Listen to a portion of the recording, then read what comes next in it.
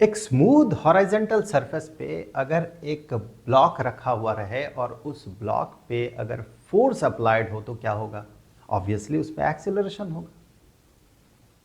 हमें पता है कि acceleration is equal to force divided by mass, तो उस तरह से हम एक्सेलरेशन पता कर सकते हैं। लेकिन यहां पर ट्विस्ट ये है कि ये फोर्स जो है इसका डायरेक्शन ये कांस्टेंट नहीं है, बल्कि इसका डायरेक्शन चेंज होते जा रहा है। अब दूसरा ट्विस्ट यहां पर यह है कि ये जो चेंज हो रहा है ये टाइम के फंक्शन में चेंज नहीं हो रहा। ये जो एंगल बन रहा है ये टाइम के फंक्शन में रिप्रेजेंटेड नहीं है क्वेश्चन में, बल्कि ये डिस्प्लेसमेंट के फंक्शन में रिप्रेजेंटेड है।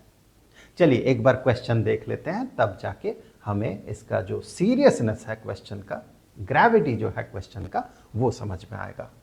क्वेश्चन लिया गया problems in general physics bye I.E. Irodov इस किताब से, और क्वेश्चन में कहा गया है कि अ बार ऑफ मास m, ये जो बार है इसका मास m है, resting on a smooth horizontal plane. यहाँ पर ये स्मूथ हॉरिजॉन्टल प्लेन है। ऑब्वियसली स्मूथ कहा गया, हॉरिजॉन्टल प्लेन, तो यहाँ पर किसी भी तरह का फ्रिक्शनल फोर्स नहीं है। It starts moving due to the force F is equal to mg/3। तो यहाँ पर ये जो अप्लाइड फोर्स है, इस अप्लाइड फोर्स का जो मैग्नीट्यूड है ये mg/3 है। ऑब्वियसली डायरेक्शन इसका चेंज होते जा रहा है। मैग्नीट्यूड इसका फिक्स्ड है, कांस्टेंट मैग्नीट्यूड, जो कि है mg/3। In this process of its rectilinear motion, the angle alpha between the direction of this force and the horizontal varies as alpha is equal to ks।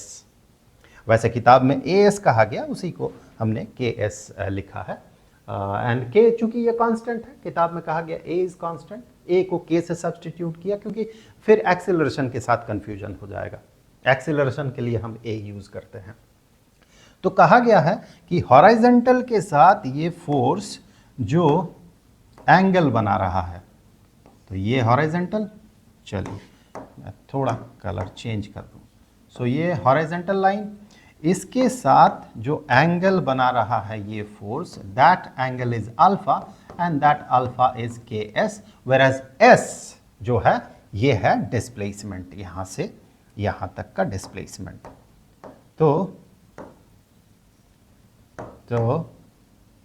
यहां से यहां तक का डिस्प्लेसमेंट जो है, that displacement is s and k is constant. Find the velocity of the bar as a function of angle alpha. तो यहां पर हमें इसका वेलोसिटी पता करना है। लेट अस से s डिस्प्लेसमेंट जब हुआ उस समय इस बॉडी में वेलोसिटी है v। तो यहां पर सबसे पहले तो सिचुएशन तो लिख लिया गया, तो इसे मैं मूव कर देता हूं क्वेश्चन को, ताकि हमें जगह मिले। ओके, तो पूरा सिचुएशन यहां पर ड्रॉन है। तो यहां पर देखिए, हम सबसे पहले क्या करेंगे, हमें वेलोसिटी पता करना है as a function of alpha. तो वेलोसिटी पता करने के लिए अगर हमारे पास एक्सीलरेशन का इंफॉर्मेशन रहे, एक्सीलरेशन का एक्सप्रेशन जो है वो हमें पता रहे, तो हम वहां से वेलोसिटी पता कर सकते हैं। बिकॉज हमें पता है कि वेलोसिटी का डेरिवेटिव टाइम डेरिवेटिव एक्सेलरेशन होता है। हेंस एक्सेलरेशन को अगर इंटीग्रेट करें तो हमें वेलोसिटी मिलेगा। तो हम यहाँ सबसे पहले उसी एक्सेलरेशन का जो फंक्शन है उसे पता करेंगे। अब एक्सेलरेशन पता करने के लिए ये पता करना होगा कि एक्सेलरेशन के लिए रेस्पॉन्सिबल जो फोर्स है वो फोर्स कौन सा है। वेल, फोर्स तो कहा गया उसका मैग्नीट्यूड mg/3 है, लेकिन चूंकि ये फोर्स इस तरह से रोटेट कर रहा है तो इस फोर्स का एक हॉरिजॉन्टल कंपोनेंट, एक वर्टिकल कंपोनेंट बनेगा। अब वर्टिकल कंपोनेंट इसके इस डायरेक्शन के एक्सेलरेशन में कोई रोल प्ले नहीं करेगा, लेकिन इसका जो हॉरिजॉन्टल कंपोनेंट होगा सिर्फ वही इस बॉडी पे एक्सेलरेशन क्रिएट करेगा। हेंस हमारा पहला काम जो है वो ये है कि हम इस फोर्स को दो कंपोनेंट्स में स्प्लिट कर ले, हॉरिजॉन्टल एंड वर्टिकल। अब ये जो फोर्स का कंपोनेंट है ये इसके एक्सेलरेशन के लिए रेस्पॉन्सिबल है, और वो होगा कितना, ये अगर फोर्स F है, ये अगर एंगल अल्फा है, तो ये हो जाएगा f into cosine of alpha. So f जो कि है mg/3 into cosine of alpha यानी कि cosine of ks, alpha is equal to ks।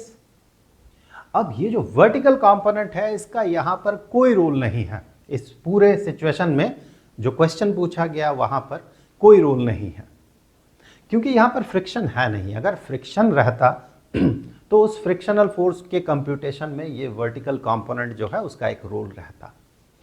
खैर मैं लिख देता हूं यहां पर ये होना चाहिए f which is mg/3 into sine of alpha and alpha is equal to ks। इसका कोई रोल है नहीं।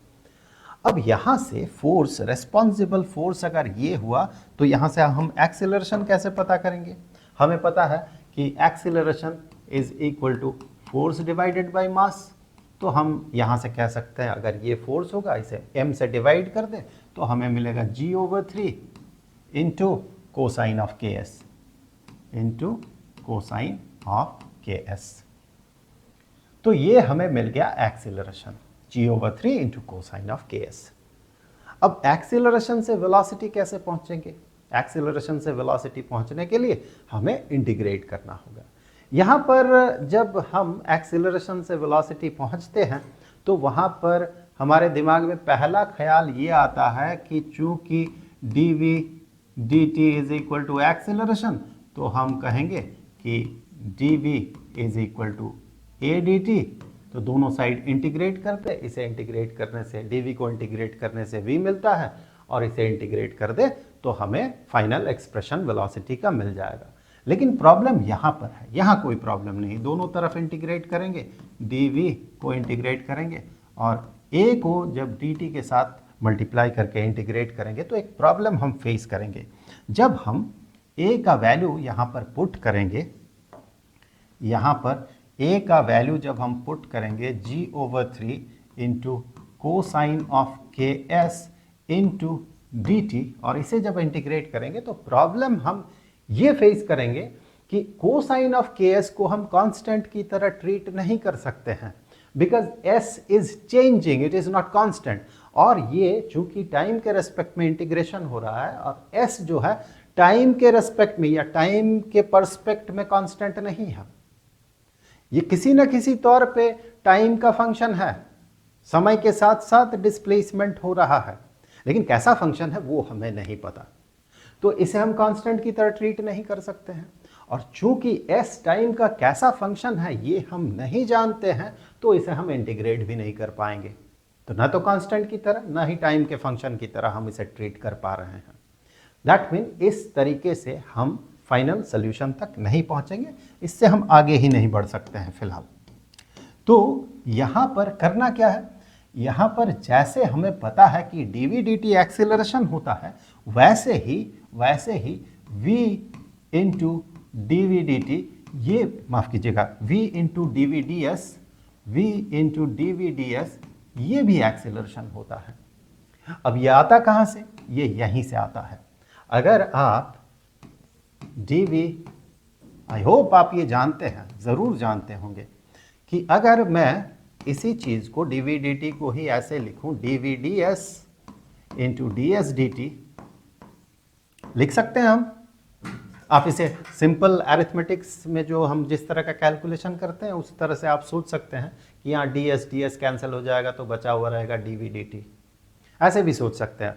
Although it is not exact proper सोच है नहीं, फिर भी चलेगा, यहाँ पर समझने के लिए, इस लेवल पर समझने के लिए चलेगा। So this is dv dt and that is equal to acceleration, and ds dt जो है ds dt is v, velocity. So v into dv dt and that is equal to acceleration. तो इसे हम यूज कर सकते हैं यहाँ पर देखिए वेलोसिटी, एक्सेलरेशन और डिस्प्लेसमेंट का इंटर रिलेशन है। यहाँ पर डिस्प्लेसमेंट है, वेलोसिटी पता करना है और एक्सेलरेशन हमने पता कर लिया। तो यहाँ से अब हम आगे बढ़ सकते हैं। वेल, तो इसे जब हम अप्लाई करेंगे तो हमें क्या मिलेगा? तो इसे जब हम अप्लाई करेंगे v dv dt, v dv ds is equal to acceleration. जब भी वेलोसिटी, एक्सेलरेशन और डिस्प्लेसमेंट का इस तरह का इंटर रिलेशन पता करना होगा तो वहाँ पर आप इसे नहीं बल्कि इसे यूज़ करेंगे। वेलोसिटी, एक्सेलरेशन और टाइम के बीच का अगर रिलेशन दिया हुआ रहे, एक से दूसरे को पता करना है तो आप इसे यूज़ करेंगे।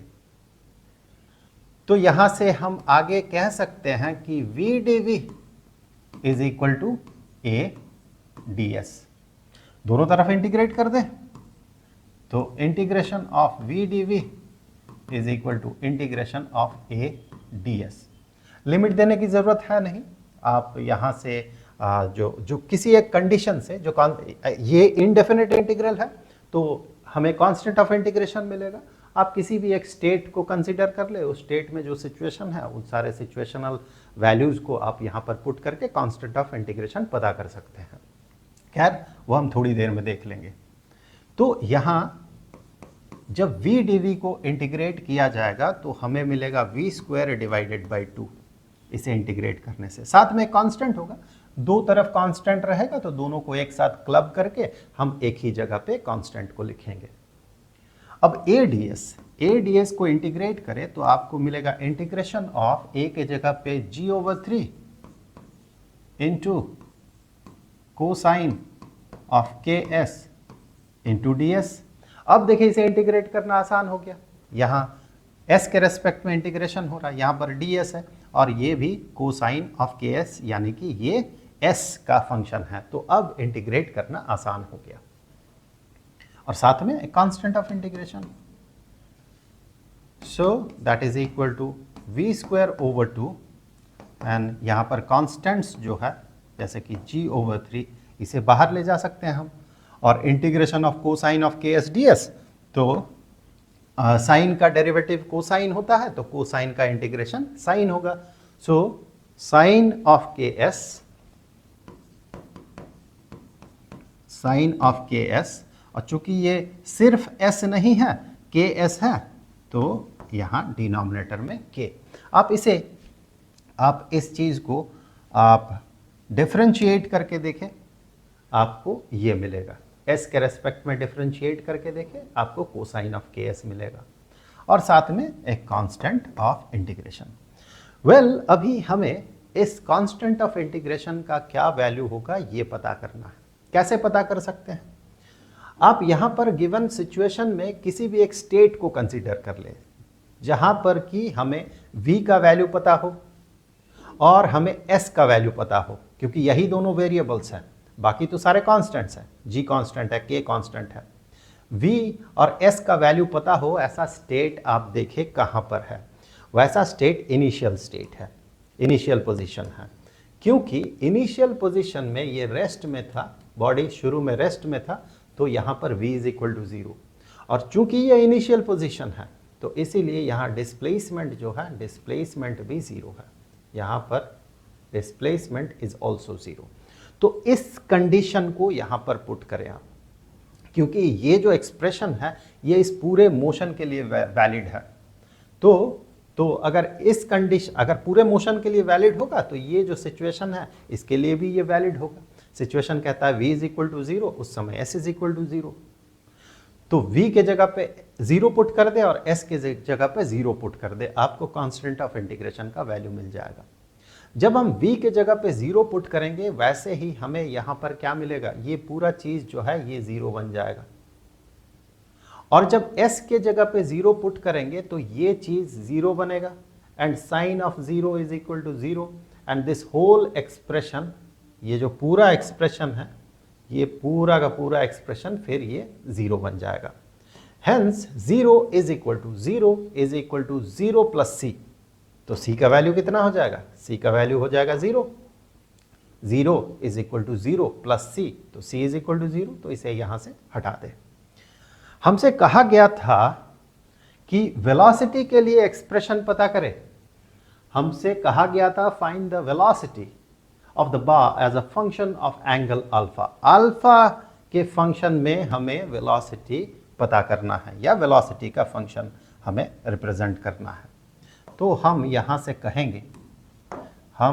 कहेंगे कि वेलोसिटी जो है, वेलोसिटी उसका स्क्वायर अगर आप देखें, वेलोसिटी का स्क्वायर, तो आप इस 2 को इधर भेज दें तो 2g/3 and sine of ks and sine of ks, तो ks is alpha and divided by k। तो ये तो v स्क्वायर का वैल्यू हो गया। अब v का अगर आपको वैल्यू पता करना है तो दोनों तरफ स्क्वायर रूट ले लेंगे हम, इधर से स्क्वायर रूट और ये स्क्वायर रूट हो गया।